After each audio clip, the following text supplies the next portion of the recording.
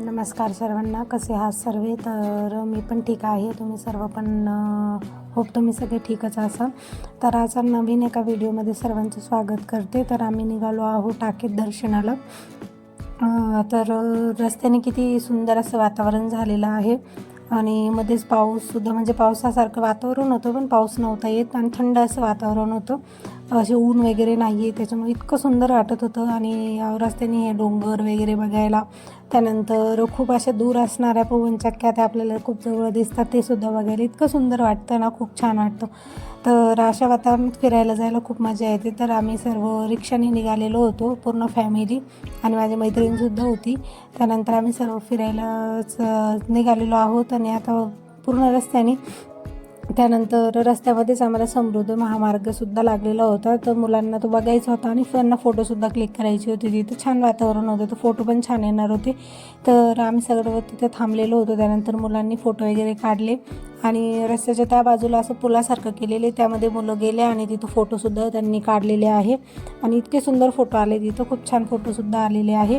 आणि आता मग निघतो वापस, आपला प्रवास सुरू करूया आणि टाकेत दर्शन तुम्हालासुद्धा टाकेतला घेऊन जाऊया. चला, तर आता एवढ्यात पोहोचूच आम्ही थोड्या 10 ते 15 मिनटात. रस्त्याने नदी वगैरे इतकं सुंदर सुंदर दृश्य येत होती ना, खूप मजा येत होती.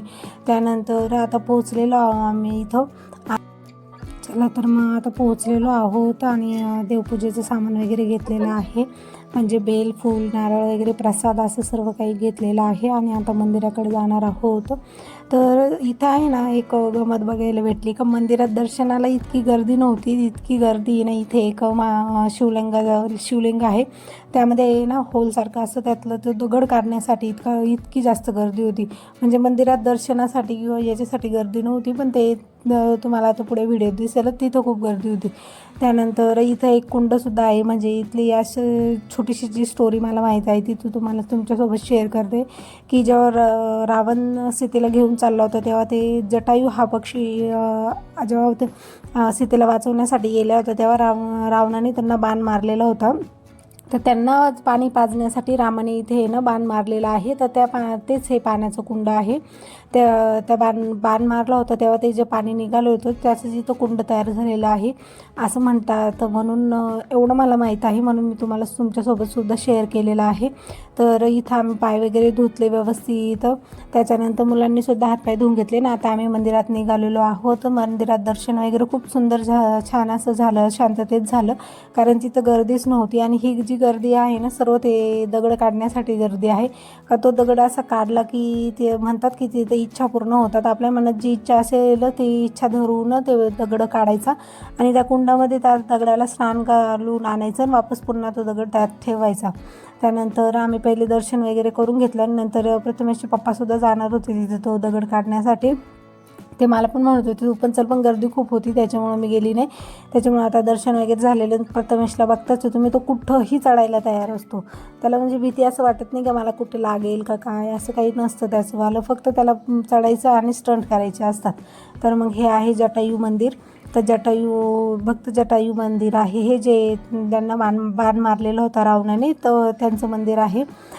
तर मग इथे पूजा वगैरे करून झाली. तसंच इथं गणपती मंदिर, हनुमान मंदिर, तर सतीमाता मंदिर, असे भरपूर असे मंदिर आहे. इथं जिथं खाली फुलं वगैरे ठेवत होतो तिथं रामाने बाण मारलेला होता आणि तिथून पाणी निघतं असं म्हणतात. म्हणून मग हे सर्व तुम्हाला दाखवलं. कुंड पण इतकं सुंदर आणि स्वच्छ होतं, का खराब वगैरे पाणी नव्हतं, खूप सुंदर पाणी होतं. त्यानंतर इथं शिवलिंग, नंदी महाराज आहेत तिथं, तिथली पूजा वगैरे झाली. आणि त्यानंतर हे बघा, इथं दगड काढण्याचा सुरू झालेला आहे.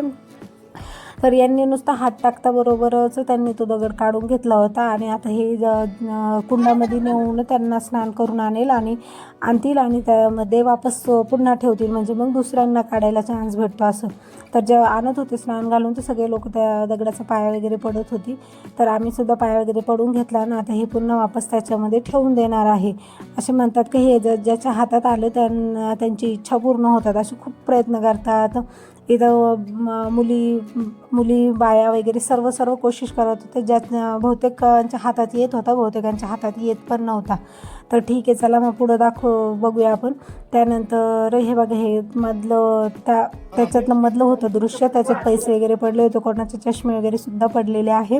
तर मग बाकीचे राहिलेल्या मंदिरांचे दर्शन वगैरे घेऊन आता, आणि दर्शन वगैरे प्रत्येक मंदिरात गर्दी होती. ठीक आहे, सुट्टीचा दिवस होता, गर्दी भरपूर होती, पण मग दर्शनसुद्धा सर्व व्यवस्थित झालेलं आहे.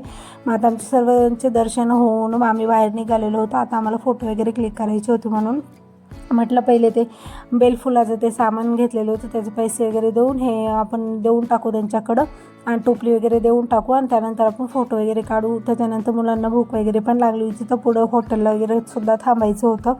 तर हे असं आहे टाकेत मंदिर, खूप सुंदर आणि निसर्गरम्य असं स्थान आहे.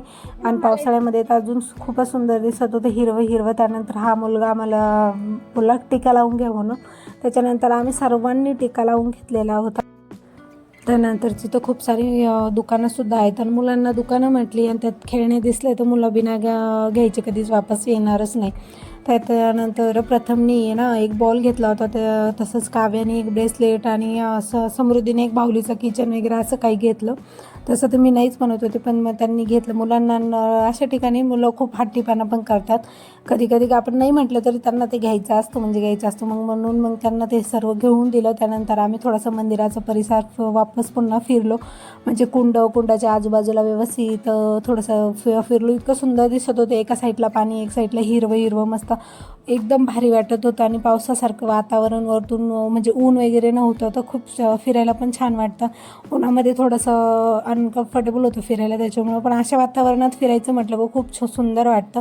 आणि नक्की या तुम्ही नाशिकचे असतील तर भरपूर लोकांनी व्हिजिट केलेलंच असेल, पण हे फिरण्यासारखं ठिकाणी खूप सुंदर दिसतं, वाटतं इथं फिरायला. तर त्या दिवशी गोकुळाष्टमी होती, तर गोकुळाष्टमीच्या दिवशी सुट्टी असते सर्वांना, आणि मुलांना सुट्टी होती, तर भरपूर गर्दी होती. आणि एरवी असं आलं तरीही भरपूर गर्दी असते इथं, आणि म्हणजे शांत असं वातावरण असतं. पण सुट्टीच्या दिवशी होतं म्हणून भरपूर लोक आलेली होती इथं. त्याच्यानंतर प्रथमेश बघा किती क्यूट स्माईल देत होता. तर मग हे पाणी वगैरे पण स्वच्छ होतं, असं नव्हतं का की काही ठिकाणी पाण्याचं थोडासा खराब असतं वगैरे, पण मग देवाचं स्थान आहे म्हटल्यावर इतकं सुंदर आणि स्वच्छ होतं. शिवाय सर्व काही चारी बाजूनी स्वच्छ ठेवलेलं होतं, पाणीसुद्धा खूप स्वच्छ होतं, आणि मंदिराचा परिसरसुद्धा खूप स्वच्छ होता. इतकं सुंदर वाटत होतं तिथं फिरायला ना, खूप मस्त.